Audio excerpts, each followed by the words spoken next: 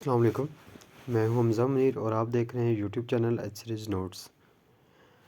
आज हम जिस टॉपिक के बारे में बात करेंगे एलएलबी पार्ट 5 सीआरपीसी हमारा सब्जेक्ट है और इसमें आज हम टॉपिक के बारे में बात करेंगे। अरेस्ट का टॉपिक है और अरेस्ट के अंदर एक टॉपिक होता है वारंट। ठीक है, वारंट क्या होता है और अगर किसी बंदे के अरेस्ट वारंट निकल आते हैं तो वो क्या होते हैं। और हम बहुत एक जनरली कॉन्सेप्ट है, हर जगह पे सुनते हैं इसके वारंट निकल आए, ये वारंट है। तो बेसिकली वारंट होता क्या है अरेस्ट का और ये कैसे होता है कि कब कब पुलिस आपको बगैर वारंट के गिरफ़्तार कर सकती है और कब आपको गिरफ़्तार करने के लिए वारंट ज़रूरी होते हैं। Warrant is a coercive force mean to compel the appearance of a person before the court of law.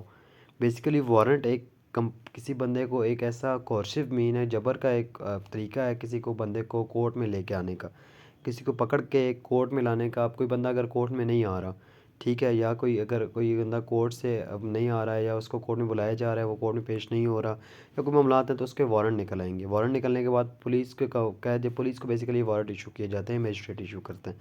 ठीक है, तो वो उसके बाद वो कह सकते हैं, वो उसको जो है ना जाके पकड़ के लेके आ सकते हैं कि पकड़ के लाएं और इसको प्रोड्यूस करें यहाँ पे। It is a written order directing to arrest a person और persons by the court having authority to issue warrant. एक ही बेसिकली रिटर्न ऑर्डर होता है जिसमें डायरेक्ट कर रही होती है कोर्ट किसी भी बंदे को या किसी को पुलिस वाले को कि आप किसी अथॉरिटी को कि आप जाएं और उसको अरेस्ट कर लें। The general rule is that the police officer can arrest any person without warrant but there is a circum exception to this rule. अब एक जनरल रूल यही है कि वारंट का, कि जो पुलिस है आपको बगैर वारंट के ही गिरफ्तार कर सकती है, पर इस रूल के कुछ एक्सेप्शंस हैं, वो हम लोग देखेंगे बाद में भी। मीनिंग ऑफ वारंट, वारंट के क्या मतलब है। It means authority to arrest person, it's authority whom the warrant has been issue. अब जिस बंदे को वारंट इशू किए गए हैं ना, उसको वो उस बंदे को जिसके वारंट इशू किए गए हैं उसको बगैर किसी अथॉरिटी है उसके पास कि वो उसको अरेस्ट कर सकता है। Definition of warrant, an order directing or authorising someone to do an act especially before the court of law. It means the authority to arrest a person against whom the warrant is issue. ये एक basically एक authority होती है, एक direction होती है जो किसी बंदे को अथोराइज़ कर रही होती है कि वो किसी बंदे को अरेस्ट कर सकता है या कोई काम वो कर रहा है, जो अरेस्ट करने का जो काम करेगा वो लीगल है और वो अथॉरिटेटिव है और उसको अथोराइज़ किया गया है। अब अगर इसके हम रेलिवेंट प्रोविजंस की बात करें तो सेक्शन 54 से लेकर 59 तक वारंट की हैं। उसके बाद 64, 65, 151 और 401 जो है ना क्रिमिनल प्रोसीजर कोड का, ये चीज़ें वारंट से डील करती हैं। ठीक है, अब उसके बाद हम काइंड्स ऑफ वारंट की बात करें। दो तरह के ऑफेंसेस होते हैं, बेलेबल वारंट होते हैं और नॉन बेलेबल वारंट होते हैं। ठीक है, अब bailable warrant basically bailable offences के लिए होते हैं और नॉन बेलेबल वारंट जो होते हैं वो नॉन बेलेबल ऑफेंसेस के लिए होते हैं। अब एक जनरली बैन के एक और भी इसके बारे में इंफॉर्मेशन जो आगे एक्सप्लेनेशन इसकी इस तरह भी हो सकती है कि बेलेबल वारंट कौन से होते हैं। अब जब कोई बेलेबल वारंट किसी बंदे के निकलते हैं ना, तो वो साथ उसमें वो कह दिया जाता है कि अगर ये बंदा कहीं पकड़ा जाए ना, ठीक है, तो अगर ये इतनी 2 लाख रुपए की या 3 लाख रुपए की कितने की श्योरिटी है, ठीक है, एक श्योरिटी बॉन्ड होता है जो मुचलके होते हैं, अगर ये मुचलके जमा करा दे या फिर वो श्योरिटी जमा करा दे को वो पुलिस वाले को जो वो इसको पकड़ेगा कि यार ठीक है, मैं ये वाली मेरी श्योरिटी रख लें आप और मैं इस तारीख को कोर्ट में पेश हो जाऊंगा, तो वो बंदा इसको रिलीज़ कर सकता है। इस श्योरिटी पर जैसे बेल पे रिलीज़ करते हैं वैसे इसको रिलीज़ कर सकता है अगर उसके बेलेबल वारंट निकले हैं। अगर उसके नॉन बेलेबल वारंट निकले हैं तो फिर उसको श्योरिटी के ऊपर रिलीज़ नहीं किया जाएगा, ये ऐसा कुछ नहीं होगा। ठीक है, तो ये वारंट के बेलेबल और नॉन बेल बेसिकली यही होता है कि बेलेबल वारंट में पुलिस वाले भी जैसे बेलेबल में अब जो एसएचओ है वो भी आपको रिलीज़ कर सकता है बेल पे, तो इसी तरह वो बेलेबल वारंट में अगर उसके वारंट भी निकले हुए हैं तब भी वो बेलेबल में तब भी वो कर सकते हैं। फॉर्म ऑफ वारंट, वारंट कैसे होना चाहिए, रिटर्न होना चाहिए, कोर्ट से साइन होना चाहिए और सील होनी चाहिए इसके ऊपर कोर्ट की। ठीक है, when the police officer can arrest without warrant. अब कौन कौन से केसेस हैं जहाँ पे पुलिस वाले आपको बगैर वारंट के अरेस्ट कर सकते हैं। The main object of the police without warrant is the to give the possible security to public. ठीक है, बेस्ट पॉसिबल सिक्योरिटी दे देता है पब्लिक को, ताकि कोई अगर नुकसान हो रहा हो कहीं पे तो उसके लिए वारंट का इंतजार ना किया जाए, वहाँ पे दस्ती उसको अरेस्ट कर लिया। To attain reasonable and credible information about the person involvement in the offence, और ताकि उसकी जो इन्वॉल्वमेंट है किसी ऑफेंस के अंदर वो पता लगाई जा सके। अब सेक्शन 54 के अंदर हमें पता चलता है कि कहाँ कहाँ पुलिस। सबसे पहले कॉग्निजेबल ऑफेंस, जब आपने कोई कॉग्निजेबल ऑफेंस किया ना, कॉग्निजेबल ऑफेंस होता है काबिल दस्त अंदाजी पुलिस।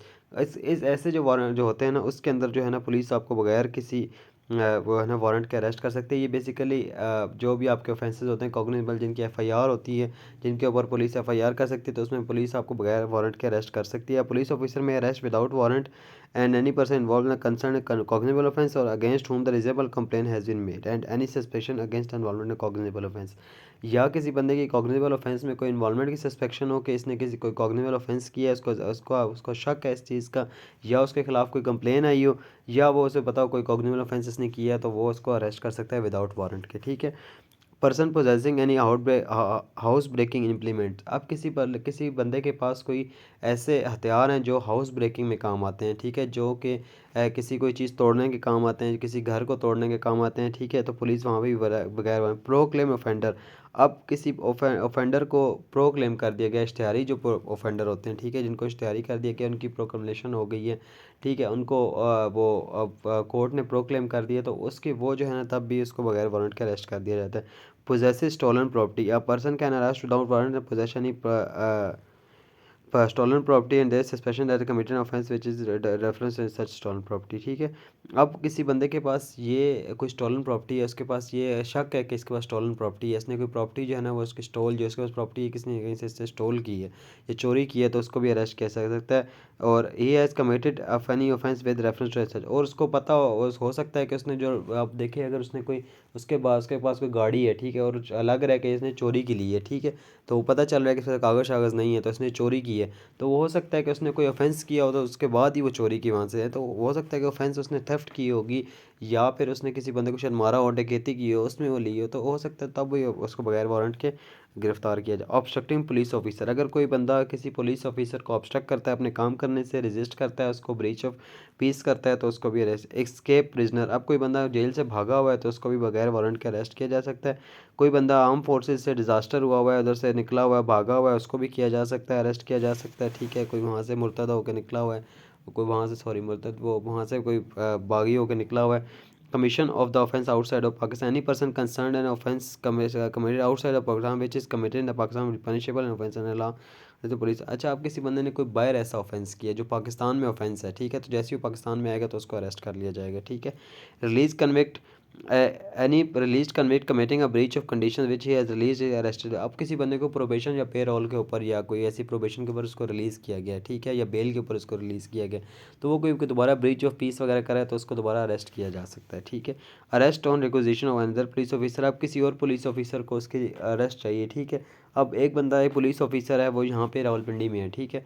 अब उसको लाहौर में कोई बंदा उसको चाहिए, इसको यहाँ पे उसने लाहौर में कोई बंदा यहाँ से भाग जाए, अब वो किसी लाहौर वाले किसी पुलिस ऑफिसर को, जो भी इनका थाना होगा, उसको कहेगा कि यार मुझे ये वाला बंदा चाहिए, तो इसको अरेस्ट करके दो। अब वो वाला बंदा अथोराइज है लाहौर वाला कि वो उसको अरेस्ट करके इसको इसकी रिक्वेजिशन है तो इसको पूरी की जाए। ठीक है। When any officer in charge may arrest any person without warrant, when any police officer in charge of police station may arrest without warrant। ठीक है। अब कोई ऑफिसर इन चार्ज जो पुलिस का जो एसएचओ वगैरह होता है, वो कब कब किसी बंदे को बगैर किसी वारंट के अरेस्ट कर सकता है। ठीक है। अब फॉलोइंग आर द सर्कमस्टांसेस, तब वो कर सकता है। सबसे पहले कोई बंदा अपनी आइडेंटिटी को कंसील कर रहा है। ठीक है।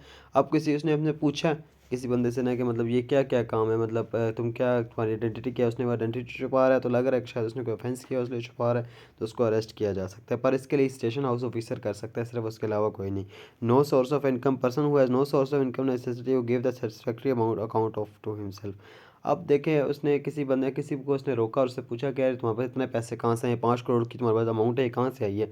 वो कहता है कि जी उसको पुलिस वाले को शायद आइडिया हो गया यार इसका तो सोर्स ऑफ इनकम इतनी नहीं है, तो फिर भी वो उसको अरेस्ट कर सकता है। ठीक है। हैबिचुअल ऑफेंडर है person who is habitual robber, house breaker, thief, habitual receiver of the stolen property, habitual commit extortion, कोई ऐसा बंदा है जो ये सारे काम हैबिचुअली करता है, तो उसको भी बगैर वारंट के अरेस्ट कर सकता है। ठीक है। प्रोसीजर आफ्टर अरेस्ट क्या है, according to section 60 of the code of criminal procedure, a person arrested without warrant may proceed before the magistrate without any unreasonable delay who has jurisdiction in the case. ठीक है। तो उसको magistrate के सामने unreasonable delay के बाद जो है ना 24 घंटे के अंदर मजिस्ट्रेट के सामने पेश किया जाएगा उसका रिमांड लेने के लिए।